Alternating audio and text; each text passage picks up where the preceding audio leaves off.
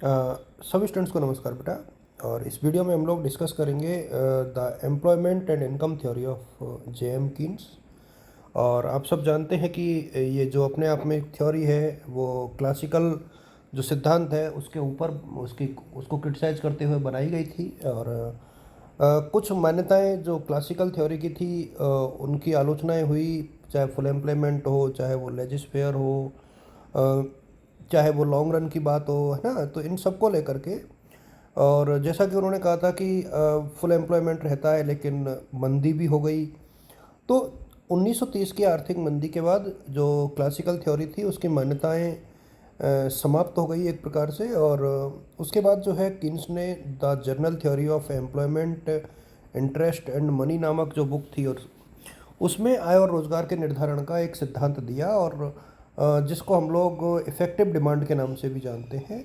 और किन्स की जो कुछ प्रमुख रचनाएं वो यहाँ पर आप लोग देख सकते हो: money, currency and finance, the general theory of employment, interest and money, and how to pay for the bar.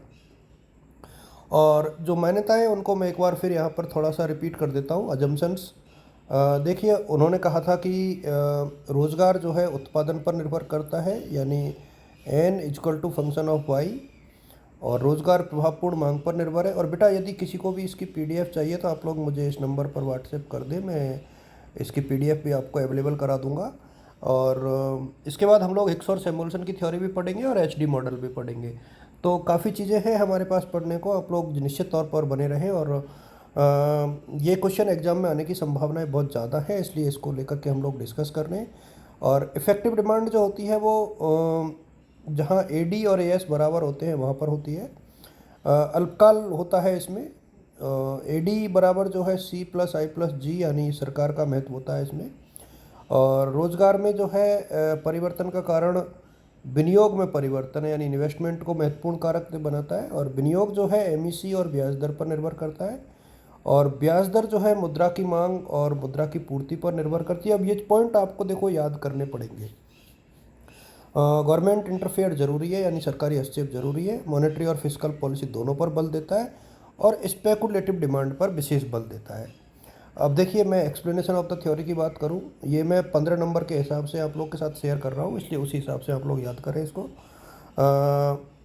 Keynes का जो सिद्धांत है वो अल्पकालीन विश्लेषण पर आधारित है। और एग्रीगेट डिमांड जहां बराबर होते हैं, एग्रीगेट डिमांड और एग्रीगेट सप्लाई, यानी समग्र मांग और समग्र पूर्ति, उस बिंदु को जो है प्रभावपूर्ण मांग कहा जाता है।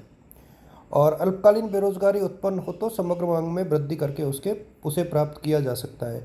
अब यहाँ पर देखिए, समग्र मांग की परिभाषा आप यहाँ से लिख लीजिए। और फॉर्मूला सी प्लस आई होता है, यानी कंजम्पशन और इन्वेस्टमेंट, उपभोग और निवेश, इनको आप लोग ऐसे लिख सकते हो। समग्र पूर्ति जो है हमेशा जो है ए एस जो है सी प्लस एस पर निर्भर करती है, यानी उपभोग और बचत पर। ये जो डायग्राम है वो बहुत महत्वपूर्ण है, आप यहाँ पर देख पा रहे हो। एग्रीगेट सप्लाई कर्व कुछ इस तरीके का होता है, और एग्रीगेट डिमांड कर्व इस तरीके का होता है। इनको आप बहुत आसानी से बना सकते हो, बहुत सिंपल डायग्राम है। आप यूँ लेकर के जाओगे तो ये डायग्राम जो है आसानी से बन जाएगा। एक्स अक्ष पर आप रोजगार लेंगे और वाई अक्ष पर, अब इन्होंने कहा कि देखिए,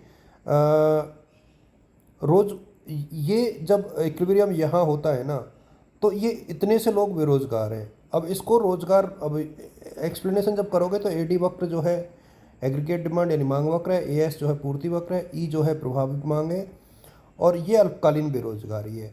तो अब अगले डायग्राम में आप देखोगे कि यदि आप सरकारी व्यय और निवेश में वृद्धि करके यदि एग्रीगेट डिमांड को थोड़ा सा ऊपर खिसका दो यहाँ पर, तो ये जो इक्विलिब्रियम है वो ई एफ हो गया, यानी ये जो बिंदु है यहाँ पर ये फुल एम्प्लॉयमेंट का है।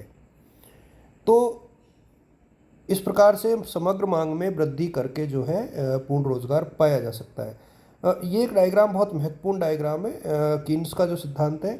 देखिए, एग्रीगेट डिमांड और एग्रीगेट सप्लाई, और जो सप्लाई है वो स्थिर रहती है, और समग्र मांग तीन चीज़ों पर निर्भर करती है: सी प्लस आई प्लस जी, जहाँ सी उपभोग है और आई निवेश है। और जो सी है, इस डायग्राम को यदि आपने रट लिया तो इसका मतलब है कि आपका ये पूरा चैप्टर कंप्लीट।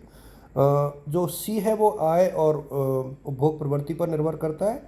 और जो उपभोग प्रवृत्ति है वो दो तरीके की होती है, औसत उपभोग प्रवृत्ति और सीमांत उपभोग प्रवृत्ति।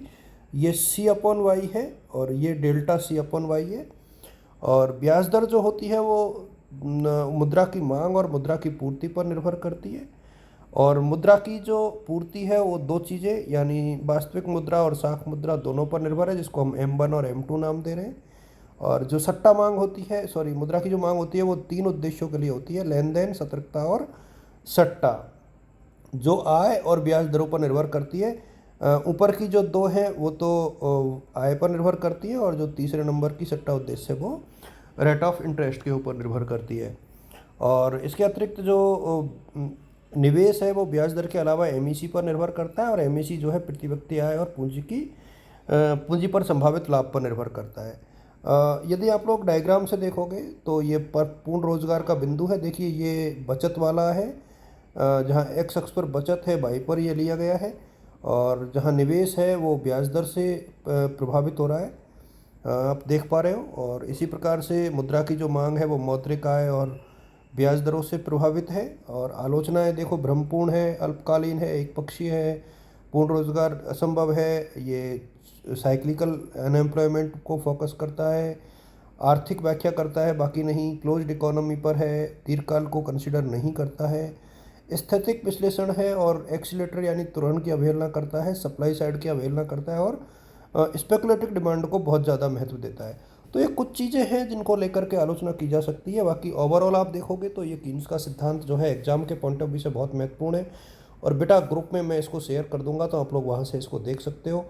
और आप लोग कमेंट ज़रूर कर देना कि आपको बाकी वीडियो चाहिए या नहीं चाहिए, क्योंकि इन वीडियोस को बनाने में मेहनत तो लगती ही है, और आप लोग यदि नहीं देखते हो तो उसका कोई मतलब नहीं कि मैं इन वीडियोस को बनाऊं। तो आप लोग एक बार कमेंट जब आप देखो तो इस पर कमेंट कर देना कि आपको कौन से टॉपिक चाहिए, एक सिमुलेशन भी चाहिए या नहीं चाहिए, और HD मॉडल भी आप लोग पढ़ना चाहोगे कि नहीं चाहोगे, उसके हिसाब से मैं आगे की वीडियो बनाऊँगा। उसके बिना जो है थोड़ा सा मुश्किल है, क्योंकि जब आप लोग उसको देखोगे नहीं तो बनाने का कोई लॉजिक मुझे समझ में नहीं आता है। और मैंने पहले भी कहा है कि आप लोगों को यदि ये पूरा PDF चाहिए तो आप जो 90011163 वाला जो मेरा नंबर है, इस पर आप लोग अपना नाम लिख करके मैसेज कर दीजिएगा, तो PDF भी आपको अवेलेबल हो जाएंगी। और टेलीग्राम और व्हाट्सएप के दोनों ग्रुप्स आप लोग ज्वाइन कर लो। प्रैक्टिकल जो है आप लोगों के फाइनल ईयर का जो है बता दिया गया है कि 20 जुलाई को है, तो वो कोई 20 जून को है, जुलाई को नहीं। तो ये उस टाइम पर आपको फाइल लेके आनी है, और पेपर के दिन मैं आपको और डिटेल्स बता दूंगा। और तब तक आप लोग जो है पढ़ते रहें। आप सभी को शुभकामनाएं, ऑल द बेस्ट और गुड लक। Thank you.